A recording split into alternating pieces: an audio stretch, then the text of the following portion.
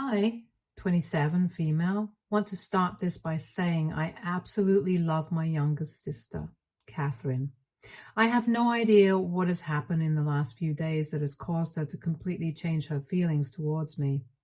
You see, I have been raising and taking care of my youngest sister, who is currently 24 years old. Ever since our parents passed away, I was just 19 years old and Catherine was 16 years old when our parents met with a car accident while driving back from church. We were heartbroken, to say the least. Not just because we had lost them, but also because the last time we spoke to our parents, we were all fighting. Our parents were extremely controlling since the time we were born, and being the eldest child, I was literally their scapegoat for everything. I was not allowed to wear certain colorful clothes or go out with open hair, as my mother felt that it would attract boys. She would tell me how I needed to act like a girl all the time and would teach me things like to cross my legs while sitting and to not drink water directly from a bottle. I know how ridiculous this sounds, but believe me, this is what my mother was like. She would strictly check my appearance every time I had to step out of the house and would smack my hand with a ruler if I was not abiding by her rules. I remember once at a school fair, I wanted to wear a skirt just like all my friends had decided. I knew my mother would say no, so I decided to sneak my skirt into my backpack so I could later change in my school washroom and take pictures with my friends. Well, it turns out it was a huge mistake. Someone's parents, who also belonged to the church, spotted the four of us wearing skirts and complained about it to our parents. Suffice it to say, my parents were furious. As a punishment, my mother made me kneel down on the ground continuously for 4 hours until my knees were sore, and I had to beg my mother for mercy. My dad did not allow me to have dinner that night as he felt I was being too much of a spoilt girl. He told me that I was not allowed to be friends with those girls and that he would take away my bedroom door if I continued talking to those girls. I remember crying a lot in bed that night and wishing I had better parents. As you can imagine, because of this incident, I was so traumatized that I decided to stop being friends with those girls. I didn't want any trouble. I was afraid of making new friends and I didn't want to get in trouble later. My parents were also extremely obsessed with my grades. My mother would wake me up every morning at 5 so I could study before going to school. She would sit and knit while I would try to memorize the chapters for the day. Sometimes she would quiz me from the book, and if I wasn't able to memorize, then she would slap me or threaten to not give me breakfast. This is why all throughout my high school, I had the perfect grade, so my parents could then brag about it to their church friends. Things got even worse once Catherine was born. While I was treated poorly, my sister got the best from our parents. I don't know if it was because they were tired of monitoring me and cared less about her, or if they just liked torturing me specifically, but my parents were very different around Catherine. While I was beaten up for small things, they never raised a hand on her. At first, it became clearer. You see, my sister looks exactly like my mother. The same blonde hair, blue eyes, thin lips. My mother would always point out her features and tell everyone how beautiful her second child was. On the other hand, my mother would judge my weight and monitor it. During high school, when I started putting on a bit of weight because I was depressed and I had literally nobody to talk to, my mother would poke and pinch my belly to get a reaction out of me.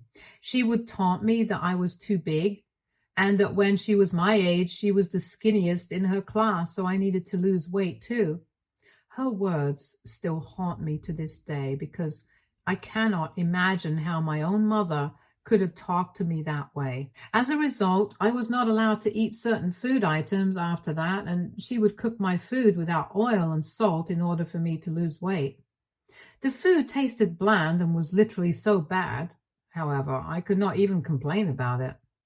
However, Catherine had no such restrictions. Whenever anybody pointed out to my mother that I was intelligent and that I would go to great heights, she would find a way to bring the conversation to Catherine and would tell the person how her second child is so gorgeous and reminds her so much of herself on account of her beauty. This became a usual thing for her, and it made me feel really bad for my looks and weight as a child. Can you imagine how it feels to hear your parents constantly compliment one child just because they look similar to them, while I was made fun of for my weight? My mother would remind me every day that I needed to look presentable and beautiful if I ever wanted a husband in the future. Otherwise, I would remain an embarrassing spinster for life. When I was in 8th grade and my sister was in 5th grade, my mother started trying to convince Catherine to take part in a children's beauty contest. Now, Catherine has never been a confident child, hence she was understandably apprehensive about walking and talking in front of an audience. She tried to refuse, but Mother was adamant. She assured Catherine that it was going to be fun. Turns out that Catherine won the contest, and I think this was the day that changed all our lives, perhaps for the worse.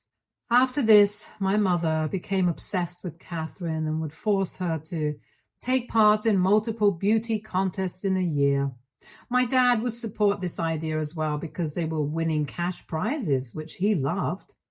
Catherine would sometimes tell me how scary and uncomfortable she felt during these contests, since there were a lot of grown men who would stand around the stage and ogle at them. Apparently, a few of those men would even approach our mother and encourage her to bring Catherine to various auditions, which my younger sister was not at all comfortable with. Clearly, this was all my mother's dreams, and she was trying to live vicariously through her daughter. I felt so bad for Catherine that I tried talking to my mother about it, but as usual, I was dismissed before I could even finish my point. My mother taunted me that I was just being jealous of my younger sister since I was not beautiful like her. One day when I came back home from school, I found Catherine crying in our bedroom. Our dad was at work and our mother was out for groceries. She looked terribly upset, which made me concerned, so I asked her if something had happened to her. This is when Catherine starts recounting how a man she had seen previously in one of her beauty contests had been apparently stalking her at school. I was shocked when I heard her recount how the man had tried to approach her through our school fence and told her that he had always wanted to talk to her. This was an extremely disturbing situation, and I told her that she needed to tell our parents immediately. However, Catherine started to cry, and she told me that she was scared to do so because no one would believe her. I promised her that I believed her and that I would hold her hand while she recounted what she told me to our parents. To no one's surprise, when we told our parents during dinner that night, my dad looked at us nonchalantly while my mother told Catherine that she should be happy that she had a new fan. Our parents refused to take her seriously and told Catherine that she must be overreacting. It was impossible to argue with them, and Catherine looked defeated. Because our parents refused to believe Catherine, I decided to take the situation into my own hands. The next day, I told Catherine's homeroom teacher about how this strange adult guy was trying to talk to my little sister. She was as concerned as us and assured me that she would talk to the principal and they would investigate further. Turns out what Catherine said was true, so our principal decided to call our parents and alert them about this so that they could file a proper complaint with the police. However, our parents, instead of thanking the principal for telling them about this dangerous man, waited for us to come back home so they could shout at us. Mother told us how she was embarrassed that we had made a big deal about this and the people were calling them to inquire about it. Dad scolded us that because of what we did, people would now assume that they were not taking care of us enough. They shouted a lot at Catherine and told her how lucky she was to be this beautiful since she didn't have the brains to survive in this world. They refused to let us have dinner that night and sent us to bed hungry. I heard Catherine cry in hunger throughout the night. I felt so bad for both of us. However, the next day, Catherine stopped talking about it and did not want to have any conversation regarding the man. She told me that our parents were right and that she should have never told me in the first place. She also blamed me for going to the teachers about it and spilling the beans, since that further escalated the problem. Since this incident, Catherine stopped sharing a lot of things about her life with me. Although lucky for her, our teachers kept a sharp eye on her in case the man ever returned. She sort of blamed me for how things turned out with our parents. It's also important to note that my mother would constantly criticize me to my face and behind my back to Catherine, and I guess this made my younger sister respect me a lot less. She started to dislike me for being so different from her. When previously we at least had each other to share our secrets with, after the incident, she kept to her side of the room and seldom talked to me. Catherine went on to win more and more awards and made my parents very happy. She would closely monitor her food intake to make sure that she was not gaining weight, and would judge me if I ever had a pizza or burger. As you can imagine, we did not remain close, as I grew tired of her talking and behaving like our mother. She would even taunt me, just like our mother, to lose weight, even though I was never overweight to begin with. But in their minds, they expected women to look a certain way and hated me for looking different. When I started wearing glasses, she would sometimes tease me about how embarrassing it was for her to have an older sister who looked like me, and that her classmates would tease her about it. As much as I felt bad for myself, I felt bad for her too, for turning into our mother. When I graduated high school, I could not wait to leave my house and finally be free at college. But it turns out my parents did not want me to pursue higher education. They started to tell me how they knew a nice church guy who was looking to get married, and that they had discussed it and felt that I would be perfect for him. Just out of curiosity, I asked them about who it was, and it turned out to be a 32-year-old guy they knew from church. I almost puked when I found out, and I could not believe the audacity my parents had to even think about this. My mother tried to convince me that being 18 was the best age for me to get married, and that I may not get such a good guy ever again. I vehemently refused and started applying to colleges so I could get out of the hellhole as soon as possible. I also took up a part-time job so I could earn some money in the meantime. When my dad realized that I was earning money, he started to insist that I needed to start paying him money for my groceries and bills, as he didn't want to house a freeloader like me. I had no choice but to agree. Weeks and months passed by, and I was not getting any reply back from college, which worried me. I knew I was an excellent student, so there was no reason why a college would not select me, but even if they didn't, I would at least receive a rejection letter. One morning when I woke up early, I found my mother sneaking mail from our mailbox into her closet. My suspicions were up, and as much as I wanted to confront her about it right then and there, I knew she would not give me a straight answer, so I waited for her to get out of the house for errands. Later, when she left, I checked her closet, and this is how I found out that my mother had been hiding letters from my college for the past few months.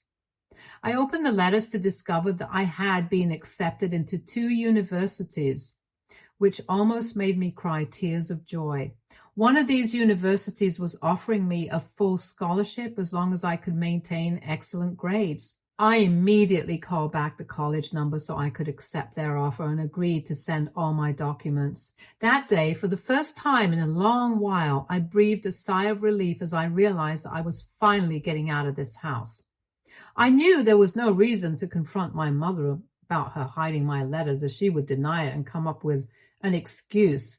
Hence, I kept my mouth shut until it was time for me to move away to college. Unfortunately, my mother found out that the letters in her closet were missing and immediately confronted me about it.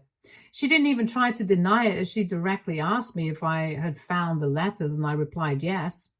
She then started to shout at me for going through her things and told me that I needed to drop this idea of going to college, as this is where girls go to get pregnant.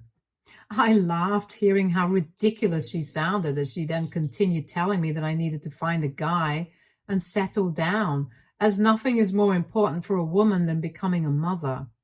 I told her firmly that I had already been accepted into college with a full scholarship, so whether I liked it or not, I would be moving.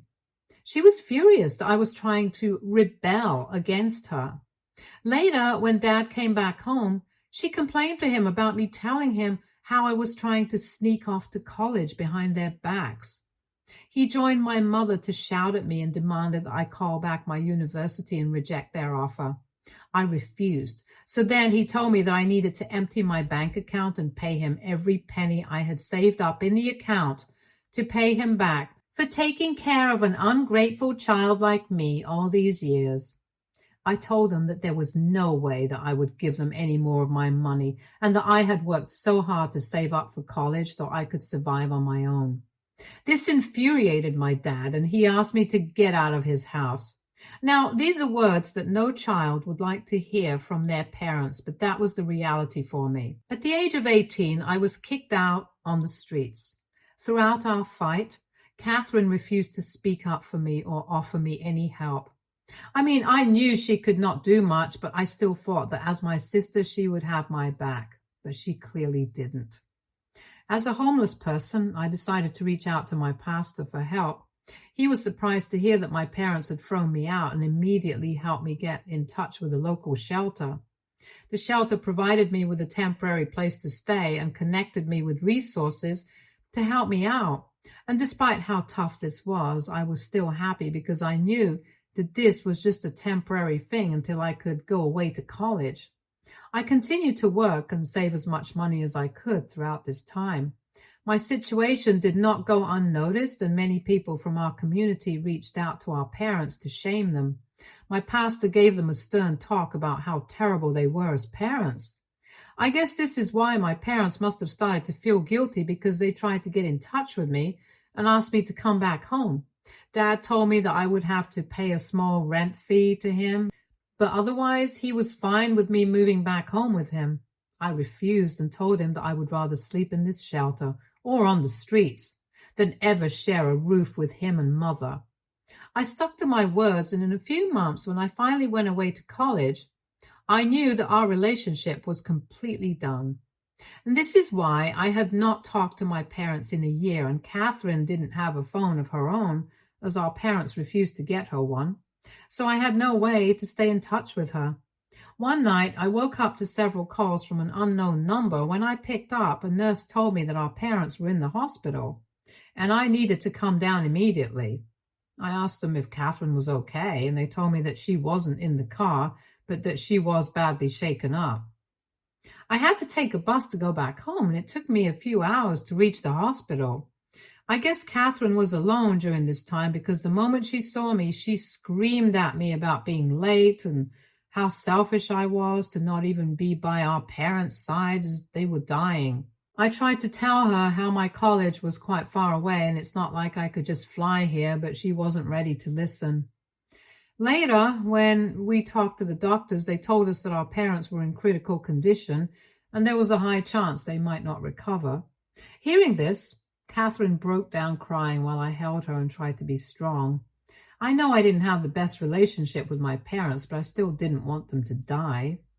Catherine was clearly a mess, and I did not know how to handle the situation alone. A few days later, our parents passed away in the ICU. All our parents' friends helped us organize the funeral and made sure to support us during this difficult time. After the funeral, our dad's lawyer informed us that he had named Catherine to be the sole inheritor of the house and their bank account. I was not surprised by this, because by then I already knew who the favorite child was. Catherine didn't even blink or question why our parents had left her everything. However, since Catherine was just 16 years old at that time, she could not stay on her own. This was a huge problem, and she got scared that she might be up in an orphanage. We didn't have a lot of close relatives who were ready to take in Catherine, so I decided to step up. And this is why I had to drop out of college in order to take care of my minor child. Looking back, I was a fool to do so. But at that point, as an older sibling, I had no choice. I could not just think about myself. I needed to think about Catherine also. While she continued to study in high school, I decided to get a job so I could earn my own money. Not a lot of companies like to hire an adult without a degree, but lucky for me, some of the people in my community helped me out in getting a job as a secretary. In the beginning, I wasn't earning well, but over the years, my pay has increased significantly. During that time, I spent all my days and nights taking care of my little sister and making sure that she had everything.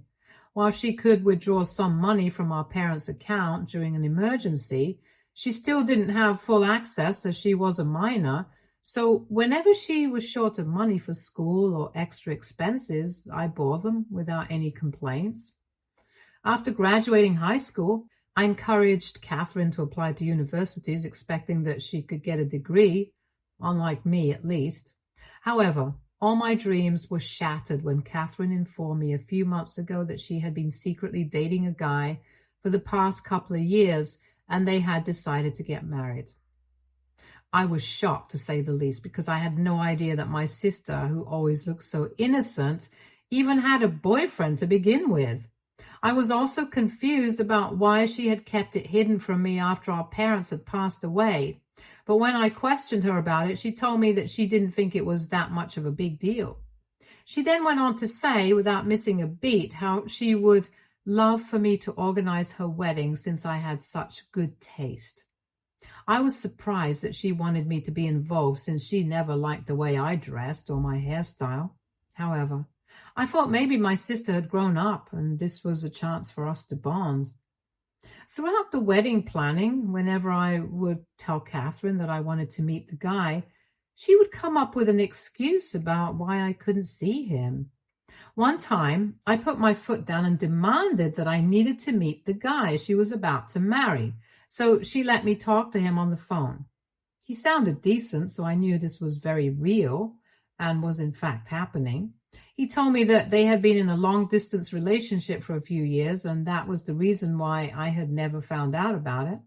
Catherine and her future husband told me that they were having a wedding in his city, so it would be convenient for his parents, and that he was going to fly us both out there.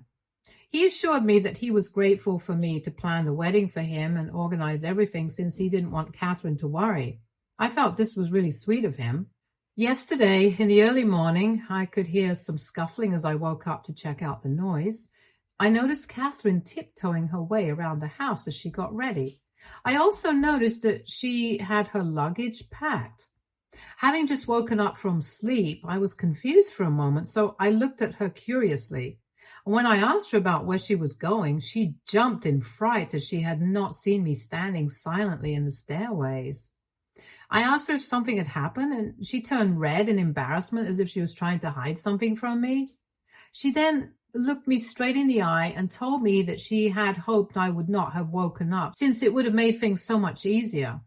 I asked her what she meant, and she went on to tell me that she was leaving.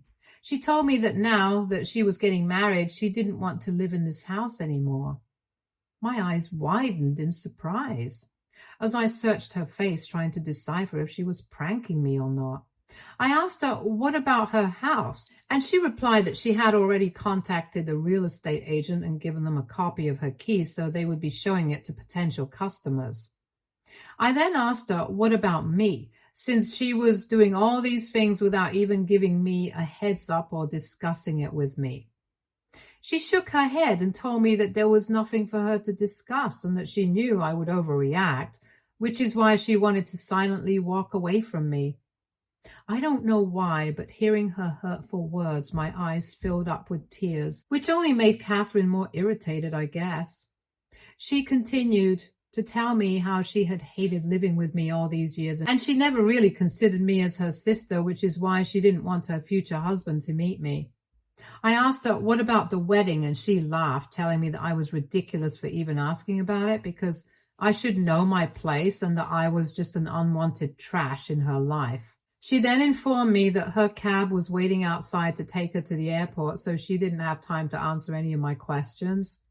Before closing the door, she told me not to ever contact her again and that I should move out as soon as possible so that the house could be sold in time. After she left, I remember sitting down on the floor and just taking it all in. For a moment, I felt like I was in a bad dream, but this very much seemed real. I started to cry as my heart broke, knowing that my sister, the only family I had left, hated me as much as to discard me now that she was clearly done using me. I had given up my scholarship, degree, and dreams to take care of her, and she had tossed me aside like I meant nothing. In a fit of anger, I decided to call the wedding florist and singer to cancel their appointments. I had been paying for them as a gift to my dear sister, but now that I knew I wasn't invited, I felt no obligation to continue. I know my sister is in for a surprise since she won't be able to rebook them, especially the singer, who will likely get booked up. She's probably going to call and shout at me, but I don't care. I am so hurt by her betrayal. I just don't understand where I went wrong in my life. Did I do something to make my sister hate me so much? AITA for being petty and trying to get back at my sister after being uninvited from her wedding? Update 1. Hey guys, so I feel much better after reading all your stories. Thank you to everyone who reached out to me in my personal DMs to check in on me. I promise I am doing much better now that I know I'm not alone. To everyone asking as to why I sacrificed for my sister, I do blame myself. As the oldest, I thought this was what I was supposed to do. I think it would have been better for me to continue getting my degree, and Catherine should have lived at an orphanage, but now it's too late to regret. I feel like moping about my decision years ago is not going to change anything. Update 2. Okay, so as expected, my sister called me to yell at me for canceling her florist and wedding singer. At first, I didn't pick up her call, but after her persistently calling me, I decided to pick up. She told me that apparently I had no right to cancel them without at least giving her a heads up, and that she could have paid for them instead. I laughed and told her to never call me back again, as I had done exactly what she deserved. She continued to tell me how both she and her fiancé think that I'm extremely selfish and that that is why our parents never loved me. Before she could speak further, I disconnected the call as I felt so pissed hearing her words and blocked her immediately. I have no idea how she has the audacity to be angry at me when she literally abandoned me and asked me to move out while I spent years of my life sacrificing and taking care of her. How can some family members be this ungrateful and vile? I'm just done with her. I don't care if her man brainwashed her or she has always been this way. She can do whatever she wants. I'm done. Update 3. Hey everyone, it's been several months since I last updated here. I just wanted to let you know that I moved out of my sister's place and I'm currently living in a rented apartment. I have blocked my sister from everywhere and she doesn't have my new address, so there's no way that she can ever disturb my peace. I have no idea about her life, but as much as I am angry with her, I wish her nothing but the best.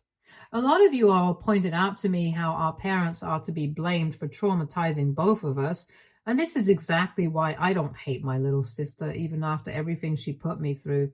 I know she will get her karma, and when she does, it will be on her own.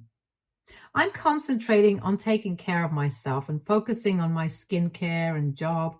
I have started to go out for mini self-dates, which brings me a lot of joy. I've been reading self-care books and joined the gym. I am mentally much better than I was a few months ago. I think I'm going to be just fine. Thank you to anyone who stuck by me through this wild ride. Stay tuned for more stories from our girl relationships.